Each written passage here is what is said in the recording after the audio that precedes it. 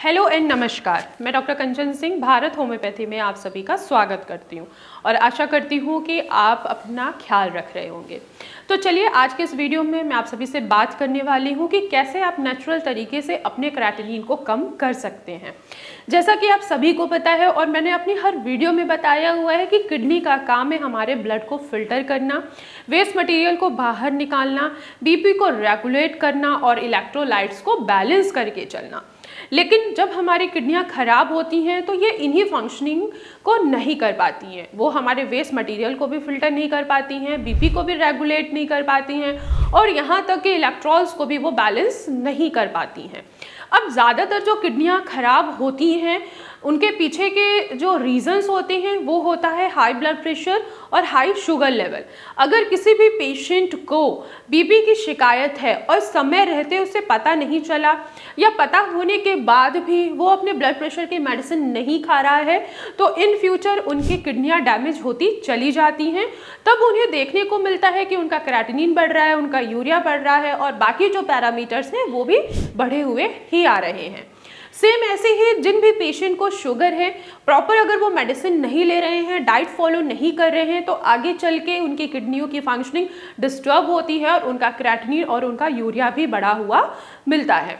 इस जरूरी नहीं है कि सिर्फ बीपी और शुगर की वजह से ही लोगों की किडनियां खराब होती हैं। कुछ ऑटोइम्यून डिसऑर्डर के वजह से भी लोगों की किडनी खराब होती है। किडनी में स्टोन है और वही स्टोन बार बार बन रहा है और स्टोन का साइज बढ़ रहा है जिसके वजह से ऑब्स्ट्रक्शन कॉज हो रहा है। तो ये भी एक रीज़न है जिसके वजह से लोगों की किडनियां खराब हो जाती हैं और क्रिएटिनिन बढ़ा हुआ और यूरिया भी उन्हें बढ़ा हुआ ही दिखता है। अब हम नेचुरल तरीके से अपनी किडनी के फंक्शनिंग को कैसे इंप्रूव कर सकते हैं, क्रिएटिनिन को कैसे कम कर सकते हैं। फर्स्ट ऑफ ऑल आपको ध्यान रखना है कि अगर आपकी किडनी की फंक्शनिंग डिस्टर्ब हुई है हाई ब्लड प्रेशर के वजह से तो आपको अपने खाने में नमक की मात्रा को ना के बराबर कर देना है। जी हाँ, आपको सोडियम की मात्रा कम करनी है, यानी कि नमक की मात्रा आपको कम करनी है। जब आप नमक की मात्रा कम करते हैं तो आपका ब्लड प्रेशर जहाँ बढ़ रहा है वहाँ पे वो धीरे धीरे नॉर्मलाइज होना स्टार्ट हो जाता है, नॉर्मल रेंज पे आना स्टार्ट हो जाता है, जिसकी वजह से आपके पाँव में सूजन नहीं होती है और साथ ही साथ आपका जो क्रिएटिनिन बढ़ रहा था वो भी कंट्रोल हो जाता है और आगे चल के वो धीरे धीरे नीचे भी आता है। दूसरा आपको ध्यान रखना है शुगर। अगर आप शुगर के पेशेंट हैं और शुगर की वजह से आपकी किडनी डैमेज हुई है तो आपको कार्ब्स वाली चीज़ों को नहीं खाना है, चीनी नहीं खाना है, बाहर के जितने भी पैक फूड है उनका आपको सेवन नहीं करना है।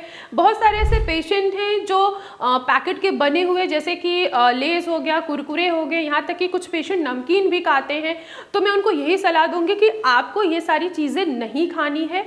आपका टेस्ट खराब हुआ है लेकिन इसका ये मतलब नहीं है कि आप बाहर के पैक फूड ले रहे हैं या आप मीठा बहुत ज़्यादा कंज्यूम कर रहे हैं। बहुत सारे लोगों को लगता है कि मीठा खाने से उनको शुगर हो गया है, लेकिन ऐसा नहीं है कि मीठा खाने से शुगर हुआ है। हाँ, अगर आप डायबिटीज़ के पेशेंट हैं तो आपको कार्ब्स नहीं खाने हैं, आपको मीठा नहीं खाना है, दूध और दूध से बनी मिठाई का सेवन नहीं करना है। जब आप इन चीज़ों का सेवन करते हैं तो आपका फॉस्फोरस भी बढ़ता है और साथ ही साथ आपका शुगर का लेवल भी बढ़ जाता है और शुगर के लेवल बढ़ने की वजह से आप खुद देखते हैं कि आपका क्रिएटिनिन जहाँ पे पिछले महीने 4 था और इस महीने 6 के करीब हो गया है, यानी कि 2 पॉइंट जो है वो इंक्रीज हो गया है। तो इसका मतलब सीधा यही है कि अगर आप बीपी के पेशेंट हैं, शुगर के पेशेंट हैं तो आपको मीठा नहीं खाना है, बीपी के पेशेंट है तो आपको खाने में नमक की मात्रा को नहीं बढ़ानी है, ऊपर से अपने खाने में नमक ऐड ऑन नहीं करना है। तीसरी अगर देखा जाए तो आपको ध्यान ये रखना है कि आपकी डाइट ऐसी होनी चाहिए जिनमें एंटीऑक्सीडेंट भरपूर मात्रा में हो, आपके वो बीपी को कंट्रोल करे, आपके शुगर को कंट्रोल करे। तो आपको ऐसी सब्जियों का सेवन करना है जिनमें पोटेशियम की मात्रा ना के बराबर हो, आपका ब्लड प्रेशर कंट्रोल हो सके। तो ऐसे कंडीशन में आप सफ़ेद पेठे का सेवन कर सकते हैं। ये आपके ब्लड प्रेशर को कंट्रोल करता है और इनमें लो पोटेशियम होता है जो आपके बीपी को मैनेज करता है और साथ ही साथ आपके क्रिएटिनिन को कम करने में भी आपकी मदद करते हैं। इसके साथ ही साथ आप लौकी खा सकते हैं, घिया खा सकते हैं, तोरी खा सकते हैं और टिंडे का भी आप आसानी से सेवन कर सकते हैं। ध्यान रखिएगा कि आपको हरे पत्तेदार सब्जियों का सेवन नहीं करना है, क्योंकि हरे पत्तेदार सब्जियों में पोटेशियम होता है जो कि आपके पोटेशियम को इंक्रीज कर सकता है, और जहाँ पे आपका पोटेशियम इंक्रीज हुआ वहाँ पे वो आपके हार्ट पे प्रेशर देता है और हार्ट अटैक आने की संभावना को वो बढ़ा देता है। तो आप घिया खा सकते हैं, लौकी खा सकते हैं, तुरई खा सकते हैं, साथ ही साथ टिंडे का भी आप आसानी से सेवन कर सकते हैं। इनका सेवन करके आप अपने यूरिया को बैलेंस कर सकते हैं और साथ ही साथ अपने क्रिएटिनिन को कम कर सकते हैं। कुछ ऐसे फलों का सेवन करके आप अपने क्रिएटिनिन को आसानी से कम कर सकते हैं, जैसे कि एप्पल। आप एप्पल में एंटीऑक्सीडेंट होता है जो आपके किडनी पे आए हुए प्रेशर को कम करता है और ऑक्सीडेटिव स्ट्रेस को रिमूव करता है और क्रिएटिनिन को कम करने में आपकी मदद करता है। इसके साथ ही साथ आप पपाया का भी सेवन कर सकते हैं। पपाया में एंटीऑक्सीडेंट होता है और ये डाइजेशन के लिए बहुत अच्छा होता है। बहुत सारे ऐसे किडनी के पेशेंट हैं जिनका डाइजेशन क्या होता है, खराब हुआ होता है। इनडाइजेशन की शिकायत उनको रहती है, गैस बनता है जिसकी वजह से उनको बीपी इंक्रीज हो जाता है। तो ऐसे कंडीशन में आप पपाया भी खा सकते हैं। लेकिन ध्यान रखिएगा कि जब आप पपाया खा रहे हैं तो नोटिस जरूर कीजिए कि आखिर आपका पोटेशियम कितना है। अगर आपका पोटेशियम नॉर्मल है तो आप पपाया का सेवन कर सकते हैं। अब हम बात करते हैं कुछ घरेलू उपाय के बारे में। घरेलू उपाय के बारे में बात करते हैं कि कैसे आप कुछ घरेलू उपाय को अपनाकर अपने क्रिएटिनिन को कम कर सकते हैं। पहला है हल्दी। आप हल्दी का सेवन करके आसानी से अपने क्रिएटिनिन को कम कर सकते हैं। हल्दी में करक्यूमिन पाया जाता है और साथ ही साथ ये एंटी इन्फ्लेमेटरी प्रॉपर्टीज होती है और एंटीऑक्सीडेंट का गुण पाया जाता है, जो आपके किडनी पे आए हुए ऑक्सीडेटिव स्ट्रेस को रिमूव करता है, किडनी के फंक्शनिंग को बढ़ाता है और क्रिएटिनिन को कम करने में आपकी मदद करता है। अगर आपको प्रोटीन लीकेज है, आप देख रहे हैं कि आपका प्रोटीन लीकेज बहुत ज़्यादा हो रहा है और आपका क्रिएटिनिन अभी नॉर्मल है, तो आप खड़े धनिये का भी आसानी से सेवन कर सकते हैं। पानी में भिगो के रात भर छोड़ दीजिए, सुबह उठिए और उसी पानी का आप सेवन कीजिए खाली पेट।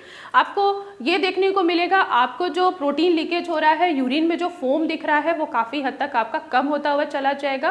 क्यों? क्योंकि जो खड़ा धनिया होता है वो नेचुरली डायूरेटिक होता है, जो किडनी के फंक्शनिंग को इम्प्रूव करता है।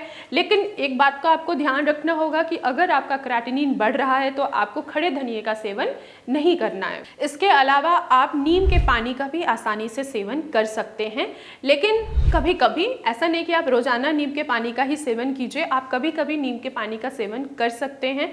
ये भी आपके किडनी के फंक्शनिंग को इम्प्रूव करता है और जो इन्फेक्शन आया हुआ है, जो बैक्टीरिया इंक्रीज हुआ है, यूटीआई की प्रॉब्लम हुई है, जिनको यूटीआई की प्रॉब्लम बार बार होती है, वो पेशेंट भी नीम के पानी का सेवन आसानी से कर सकते हैं और यूटीआई से बच सकते हैं।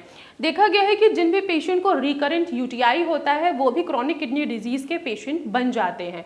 तो अगर आपको यूटीआई की प्रॉब्लम आ रही है तो नीम के पानी का ज़रूर सेवन कीजिए, पर रेगुलर बेसिस पे नहीं करना है, आपको कभी कभी करना है, जिससे आपकी प्रॉब्लम क्या हो वो धीरे धीरे कम होती हुई चली जाए।